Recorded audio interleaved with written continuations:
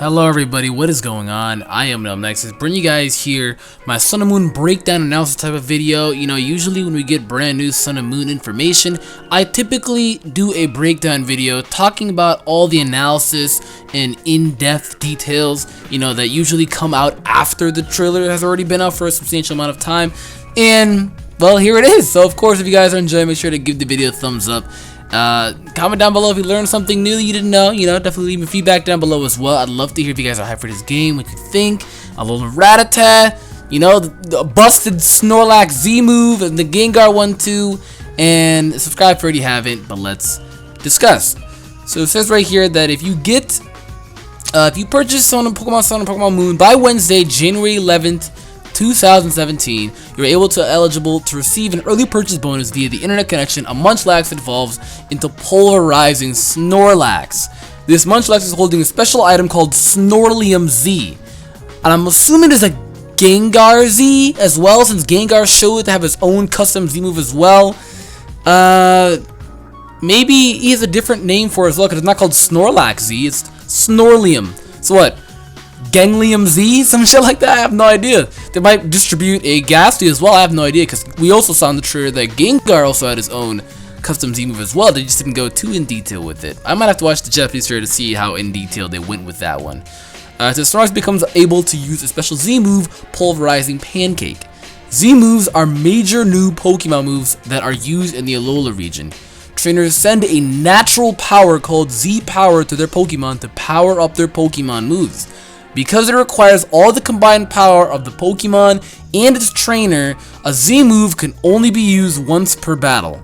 However, Z moves are considerably more powerful than any previously known Pokemon moves. So, it's a one-time thing, you know, it's like Hyper Beam and then recharging, but then never being able to use it again.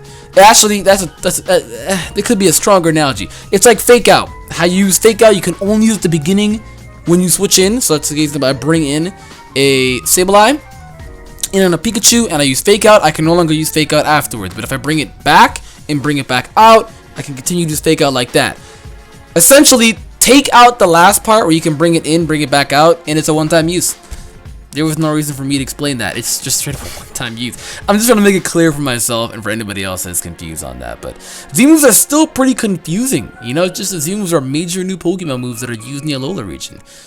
Transfer a natural power called Z Power to their Pokemon. Maybe the story of Pokemon Sun and Moon will go into more detail of this, because we still don't know anything about the story of the game, and that's just at least a little upsetting to me. You know, game comes out 2 months, and the only thing that we've gotten is about like 60 new Pokemon with a brand new format of Z moves as well as Alolan forms, which I'm all insanely hyped for, but we still don't know anything about the game. The only thing that we do know, a little introduction to the story, was that we got the evil team, Team Skull, which I guess they didn't really explain their motives either, but I feel like Sun and Moon of September for Coro leaks news information. I feel like that's when we're mainly going to get all this type of stuff compared to the story. But it says here, the Munchlax you receive as an early purchase bonus will know the move Hold Back, which it could not normally learn. Hold Back is an attack move that leaves its opponent with just 1 HP. It can reliably weaken an opposing Pokemon, so it comes in handy when you're trying to catch wild Pokemon. Battle with Munchlax a lot and catch lots of Pokemon. Now, I don't know if Hold Back is a new move, strictly just for event Munchlax. I have no idea. Somebody correct me if I'm wrong. If I'm wrong, somebody correct me if I'm wrong. I don't know if it's a new move or not. It sounds like a new move to me because I've never heard of it before, but yeah, just let me know, guys, if it's a new move or not. Yeah, it sounds like a new move. I would maybe assume that it is, but I have no idea. The Munchlax being gifted will also know the move Happy Hour. Okay, I know that definitely is not a new move. Another move it normally couldn't learn. When you use Happy Hour during a trainer battle, you receive twice as much prize money after the battle. Collect lots of prize money to give yourself an advantage on your adventure. We did see the Munchlax using Happy Hour though in the trailer, so that does make sense. Look forward to get a special Munchlax that evolves into Pulverizing Snorlax as a gift for purchasing Pokemon Sun and Moon. Okay, so essentially if you get the game on release date and before freaking January 11th, well, who will, honestly, on God, who's not gonna have the game by this date? Everybody and their mother is gonna have the game. That shit's gonna be like sold out, bro. So do not reserve your shits.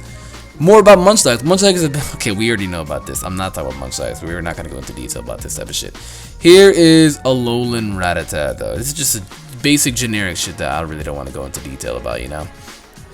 But it says Alolan Rattata. In Pokemon Sun and Moon, you'll discover Rattata that are different from the Rattata you've met before. Unlike ordinary Rattata, and please don't say Rattata, it's Rattata. Urban areas are Alolan Rattata's main habitat. They are nocturnal and live in nests of several dozen.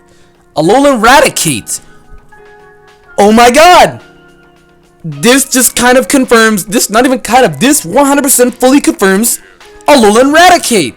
Alolan Raticate serve as their bosses. So this is something they completely left out the trailer, and they always give new information out on the website after once this stuff is out. That's how you guys gotta stay watching these videos. But that's what's also not confirmed this. Okay, so check it, right?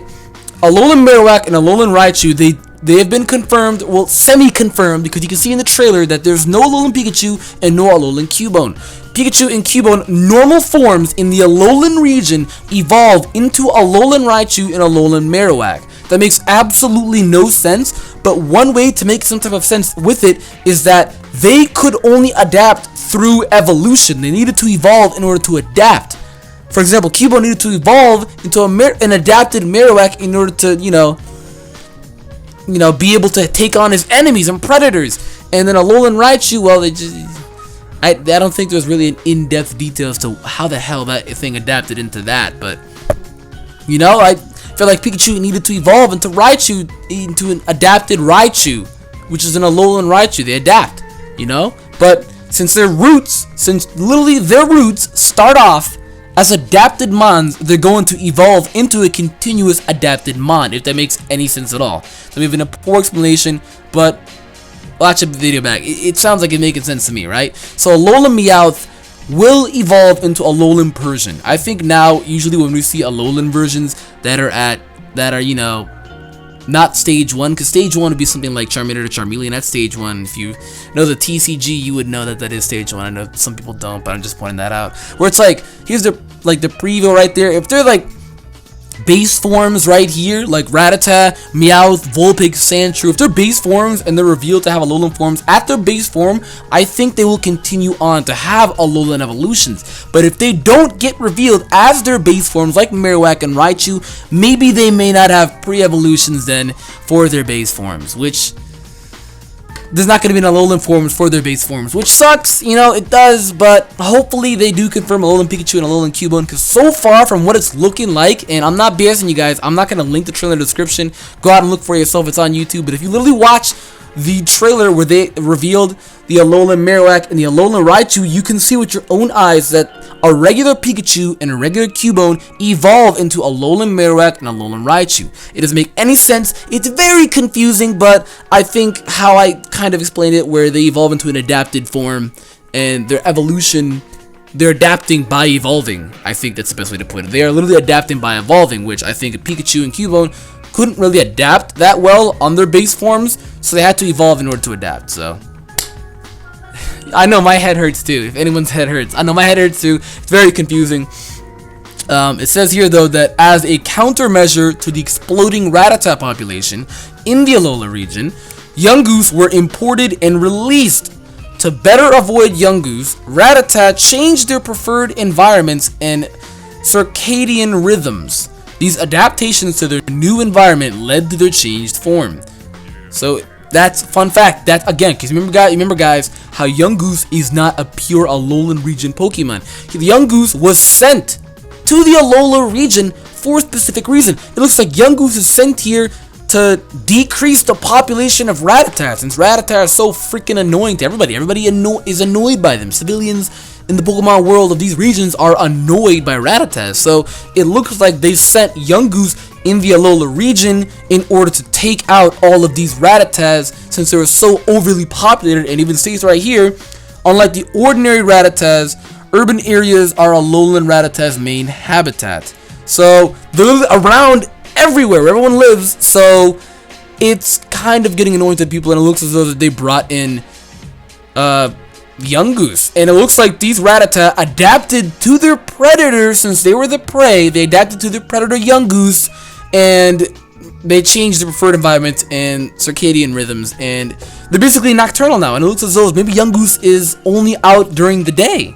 Maybe Yungoos isn't out during the night, because it just looks as though since they adapted to be in the night all the time now, and they're a lot safer out at night when the Yungoos aren't out at night. It just seems as though that Yungoos may not be a night kind of guy. Yungoos and just seems like, he's only around during the day, and that when the sun falls, he falls too and goes to bed. So shout out to the Rattatas for evolving. They came through. They blessed up. They ain't trying to lose to these Yungoos. Alolan Rattata have an excellent aptitude for sniffing out delicious fresh foods, and Alola, they pay no attention to the foods that aren't fresh.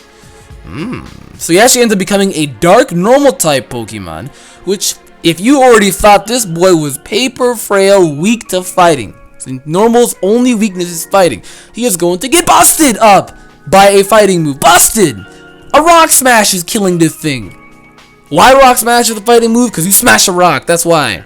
But also as well, fun fact, he is completely immune to Ghost. He resists Dark. He's now ×4. What else does he resist? He resists Dark, but he gained a lot of weaknesses, acquiring the Dark type. He gained the Fairy weakness. Now he's quad weak to fighting. He gained a Bug weakness, but he did obtain an immunity to Psychic. So he is immune to Psychic and Ghost, 2 immunities. And Ghost and Psychic are very powerful offensive typings. So that right there, maybe Alolan Raticate will have some type of potential. It all just comes down to seeing the stats, because they have already been confirmed that these mons will have some stronger stats. Obviously nowhere near to the magnitude of Megas, but they are confirmed that they're going to be different from their original states, which also means that since they have different abilities and they have different stats, we don't know the stats yet, but I'm assuming the stats are going to be better, because why else would they be worse? That doesn't make any sense. We just need to see the stats. We need to see stats. And I'm assuming that, Alolan Raticate will be stronger than regular Raticate. And low-key, people just don't know it, but Raticate is kind of strong. He's frail, he is decently fast though, and hits really hard, but he's frail, and there's just better mons. But Guts Facade Raticate hits really hard. People don't sleep. Just don't sleep. But that's really it though. It's going to be it for this video. Again, they didn't really go into much detailed talk about the Gengar one of the Gengar Custom Z move. I'm assuming that since the Munchlax one is the event one, they're going to mainly be focusing around that. And they did hype up Snorlax so much too. They said 20 years he's been Z'ing, and he's pulling up on these hoes now. But that's really going to be it though for this video. If you learned something, make sure to give the video a thumbs up. Subscribe so you guys can keep up to date with all of this brand new information that I'll always provide to you day one as the moment is going on. Leave feedback as well. I'd love to hear what you guys think. And with that being said though, guys, also let me know your feedback as well with all this type of Alolan talk with Alolan Raichu. I think I'll probably make a strict separate video alone for it, but that's really it though. Thank you again for watching. It means a lot to me. Make sure to hit that like button. It does help out the channel a lot. Subscribe if you already haven't. I'm Numbnexus. Again, thank you so much for watching. I'm gonna get out of here. Goodbye.